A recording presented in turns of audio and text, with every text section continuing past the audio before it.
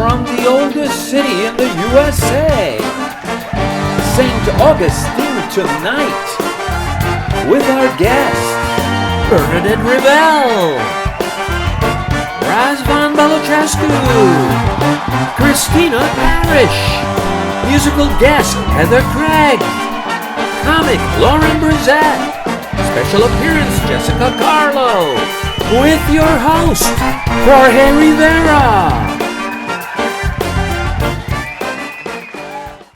We're back, ladies and gentlemen. We're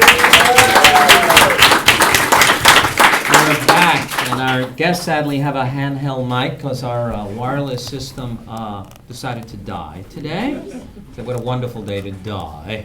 So that's okay. I talk with my hands, so this is good. Get it a little get it a little closer. This one you have to, yes.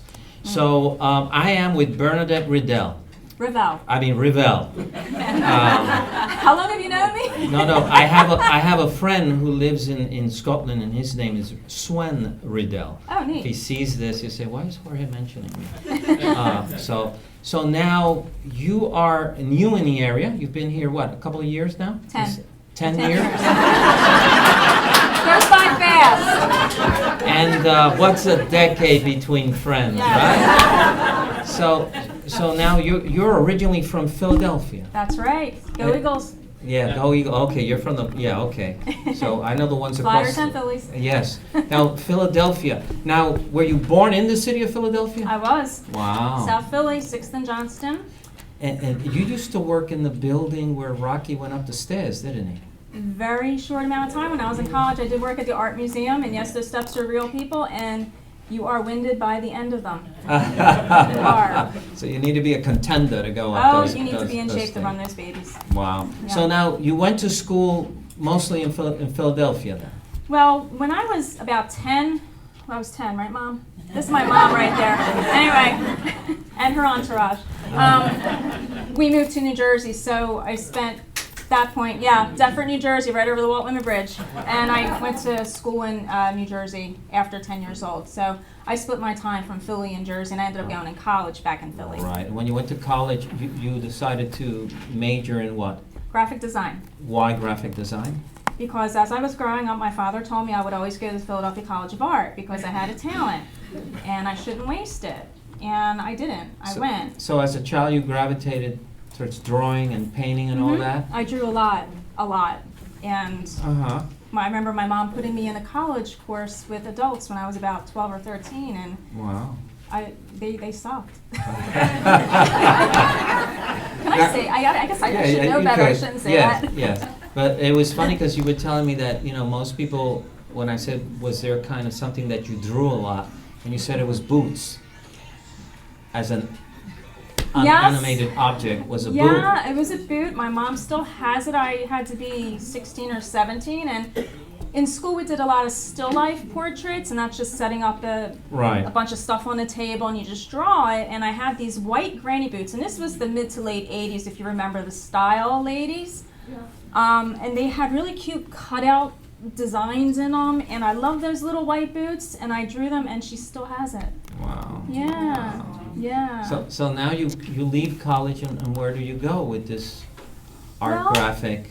When I was in college, I was very fortunate. I put myself through college. I worked my butt off. I worked like 3 jobs, went to school full time, worked, and I was extremely motivated. So I saw that there was an internship available at WHYY TV 12, and I'm like, that's interesting. And when you're a kid, you don't know how everything fits together. So I said, let me try.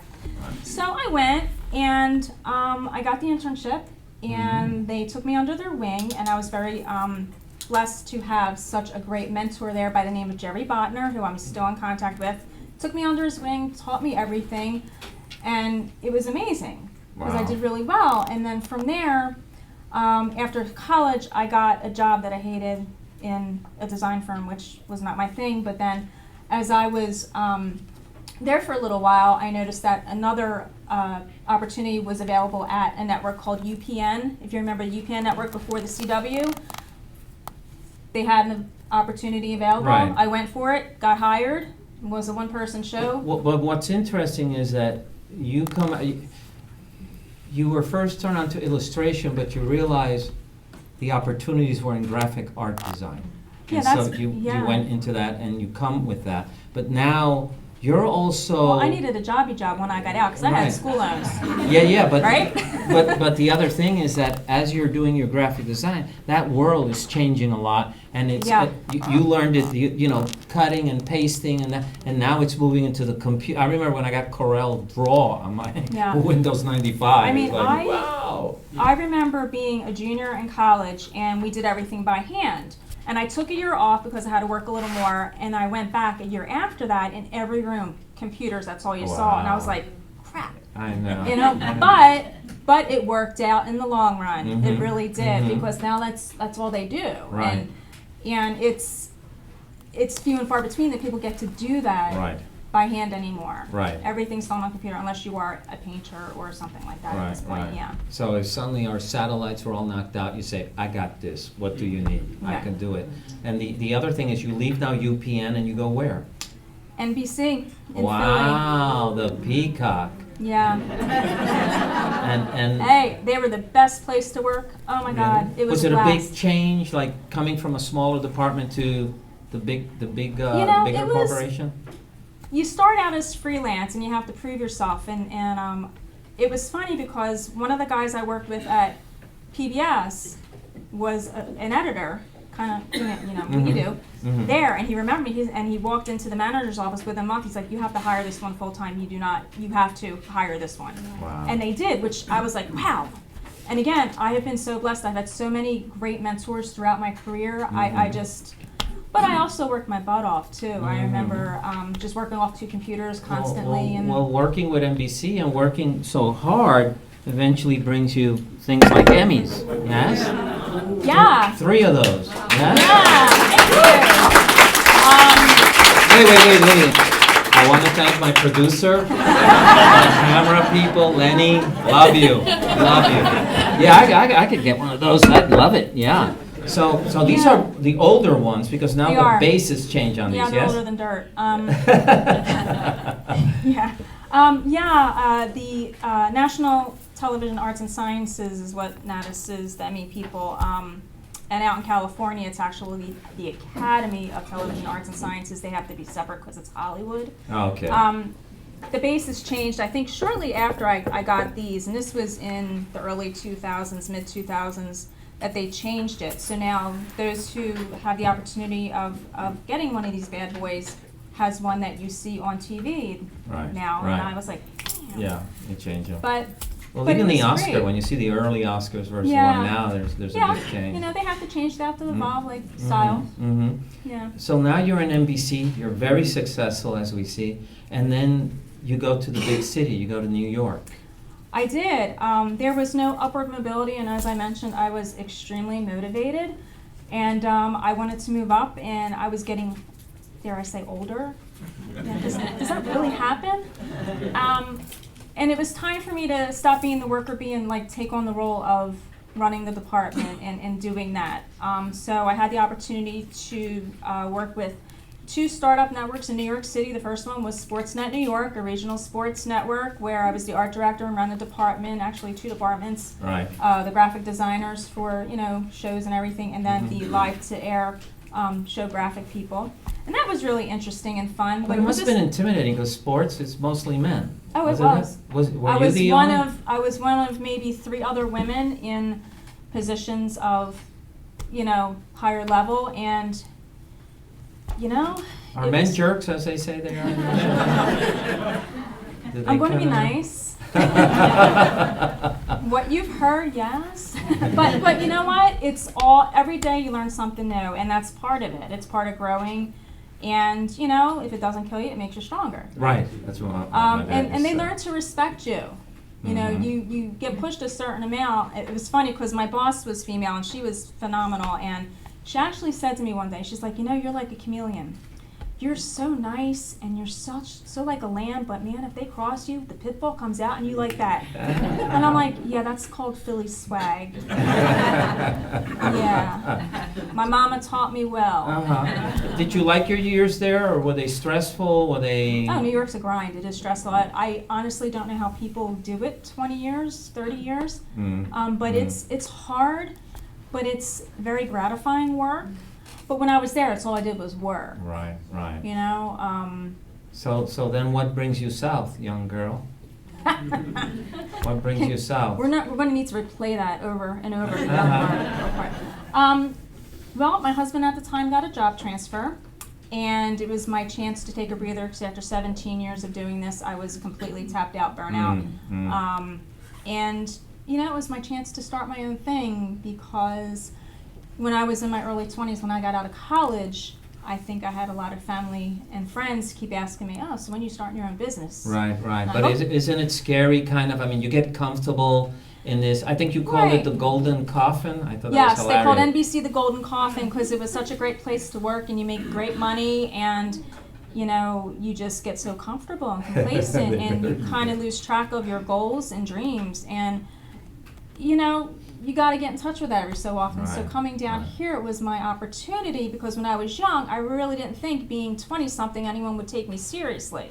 You know, you have to get that experience under your belt to really have the chops. I mean, you know, like with what you've been through and everything that you've done in your career. I mean, you know, look how great you've done. If you know, they have the saying, if you don't love yourself, you can't love anyone else. Yeah. And if you don't believe in yourself, no one else can believe or even trust you.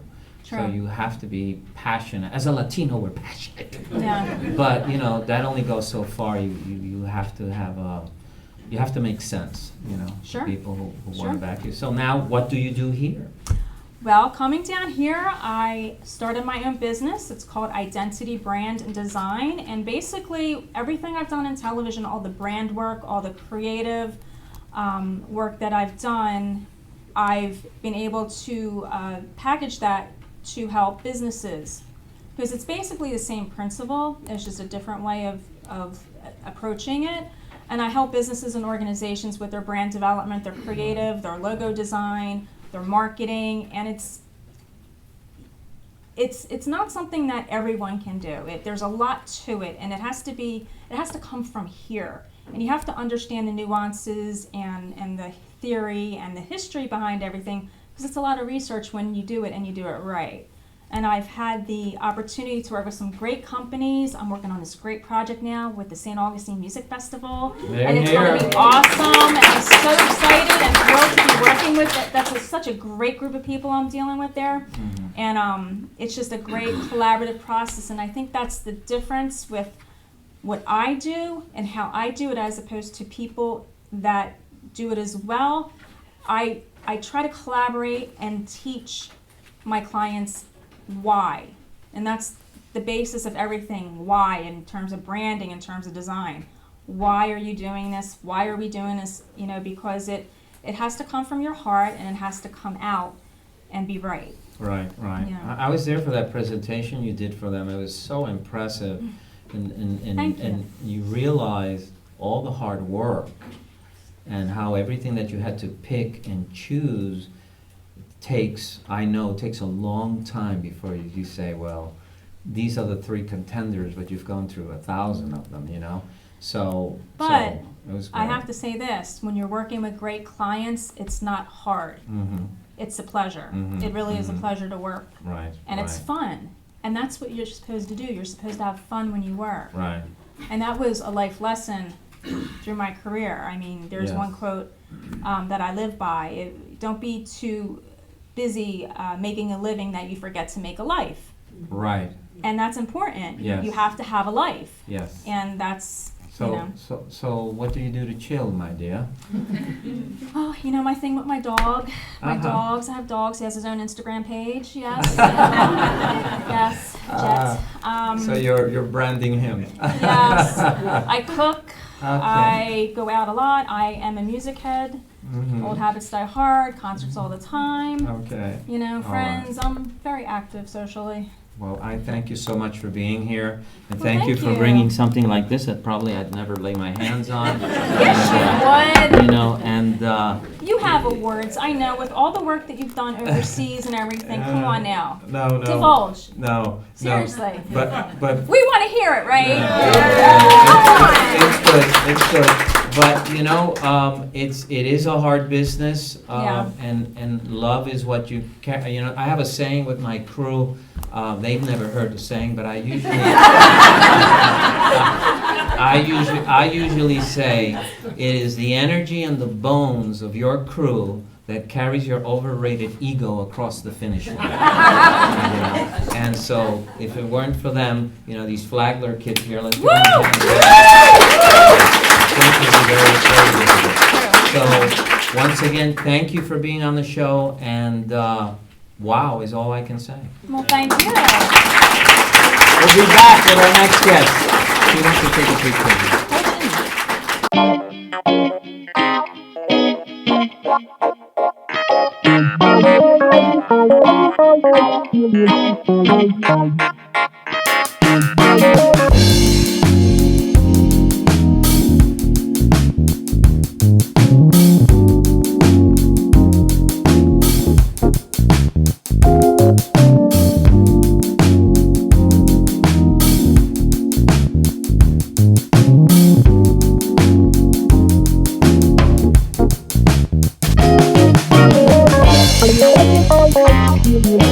Thank you.